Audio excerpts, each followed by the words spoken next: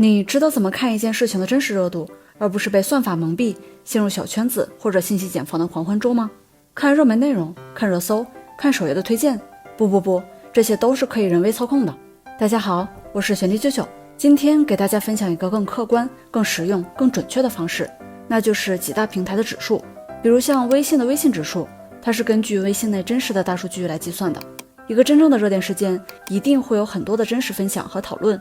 再比如巨量算数的算术指数，它是根据某音的数据统计而来，一个真实的热点事件一定会有很多博主分享，观众观看。再比如某度、某歌的指数，这是根据搜索引擎的搜索数据生成的，一个真实的热点事件一定会有很多人搜索。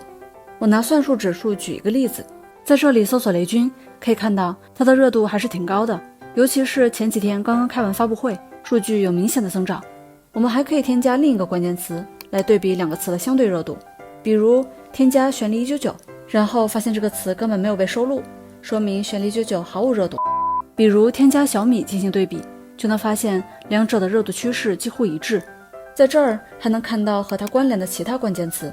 以及关注这件事的人群，能具体到位置、年龄、性别。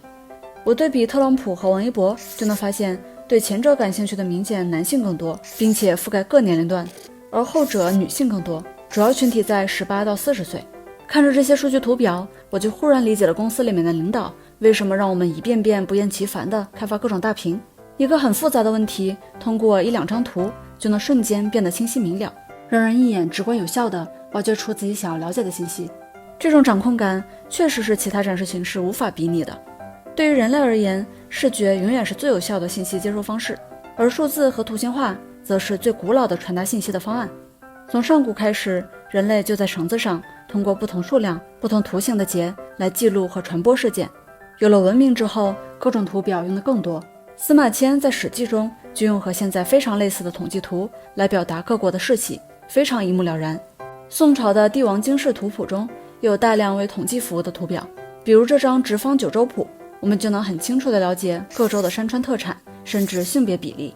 而我们常用的现代统计图表则要等到18世纪，有统计图形学奠基人之称的威廉·普莱菲发明了折线图、饼图、条形图等大量的图表。这是1700至1780年间英格兰的进出口时序图，绘制于1786年。在这张图上，我们能清晰地看出来，在1752年之前，英格兰的进口数量要大于出口数量，1752年之后，出口量激增。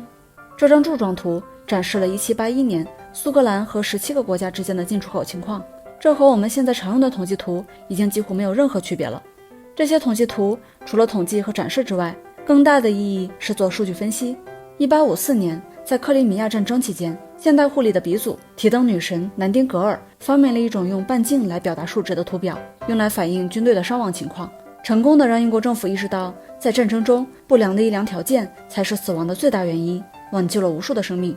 同样是1854年，伦敦爆发霍乱，约翰斯诺通过在地图上绘制患者的死亡地点，成功分析出了霍乱的源头是水源而非空气。不过这种图有时也会产生未解之谜，比如这张 Steam 下载的统计图，至今也没人知道朝鲜亮起的一个点到底是。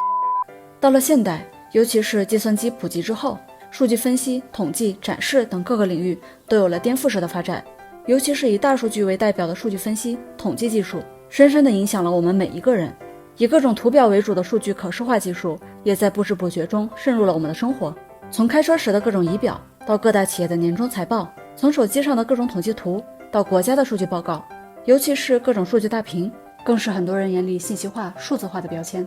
电商平台的购物节在用，达康书记在用，楼下的超市在用，各种高校企业在用，地府的阎王在用，庙里的佛祖也在用。数据大屏技术也经历了多阶段的发展，从开始的完全写代码手搓，到第三 eTrust 这些图形库，再到 DataEase、Power BI 等此类灵活低门槛的数据可视化分析工具。现在想要制作一个数据大屏已经非常简单了。像开源的 DataEase， 它使用了可视化的编辑方式。比如我现在有这样的一张表，内容是不同店铺的订单信息，我想要在大屏上添加一个柱状图，用来对比他们的销售额。只需要新建一个数据大屏，从上面的图表中找到柱状图，拖动到编辑器上，在右边的数据集选项里选中刚刚的那张表，把店铺字段拖动到维度上，销售额拖动到指标上，点击下面的更新图表数据 ，DataEase 会自动统计并生成图表。后续如果数据源有更新，图表也会随着数据随时变化。DataEase 支持的图表相当多，包括数值指标、表格、线图、柱图、分布图、地图、关系图、双轴图，基本涵盖了常用的所有种类。这些图表都可以按照自己的需求调整细节，修改它的风格、样式、具体显示的内容。除了自己用图表组合成大屏，也可以直接使用内置的模板，各种行业和风格都有，能满足大部分的数据展示需求。它支持的数据源也非常丰富，有常用的各种关系型数据库、分析数据库、数据湖、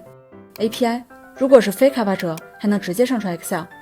不管懂不懂技术，都能用它快速搭建起来一个需要的数据可视化页面，在工作中拿来做数据监测、业务分析，或者只是单纯的给领导汇报，都能达到非常好的效果。并且因为是开源的，所以可以在自己的服务器或者电脑上直接部署。如果你有数据可视化展示或者数据大屏的需求，非常值得尝试一下。以上就是本期视频的全部内容，我是玄力啾啾，我们下期再见吧。